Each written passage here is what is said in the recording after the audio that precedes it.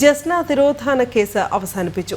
ജസ്നയെ കണ്ടെത്താനുള്ള CBI ശ്രമവും ഫലം കണ്ടില്ല എന്ന CBI കോടതിയിൽ റിപ്പോർട്ട് സമർപ്പിച്ചു. ജസ്നയെ കണ്ടെത്താൻ കഴിഞ്ഞില്ല എന്ന റിപ്പോർട്ടാണ് തിരുവനന്തപുരം CBI കോടതിയിൽ നൽകിയത്.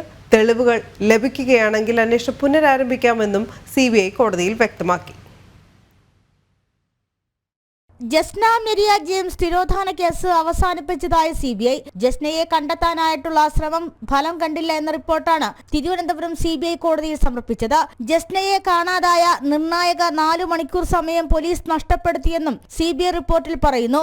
അതേസമയം ജസ്നയുടെ തിരോധാനത്തിൽ അച്ഛനോ സുഹൃത്തിനോ പങ്കില്ല എന്നും CBI കണ്ടെത്തിയിട്ടുണ്ട്. 2018 മാർച്ച് 22-നാണ് കാഞ്ഞിരപ്പള്ളി SD കോളേജിൽ 2ാം വർഷ ഡിഗ്രി വിദ്യാർത്ഥിനിയായിരുന്ന ജസ്ന മെരിയ ജെയിംസിനെ കാണാതാകുന്നത്. ഇതിനു പിന്നാലെ ലോക്കൽ പോലീസും ക്രൈംബ്രാഞ്ചും വിശദമായ അന്വേഷണം നടത്തിയെങ്കിലും ജസ്ന എവിടെയാണെന്ന് കണ്ടെത്താനായില്ല.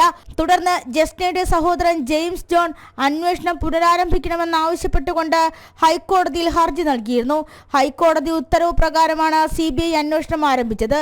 എന്നാൽ ജസ്നയെ കാണാതായി 6 വർഷം പിന്നിട്ടിട്ടും ജസ്നയുടെ തിരോധാനവുമായി ബന്ധപ്പെട്ട യാതൊരു തെളിവ് പോലും കണ്ടെത്താനായിട്ടില്ല. ജനം, തിരുവനന്തപുരം.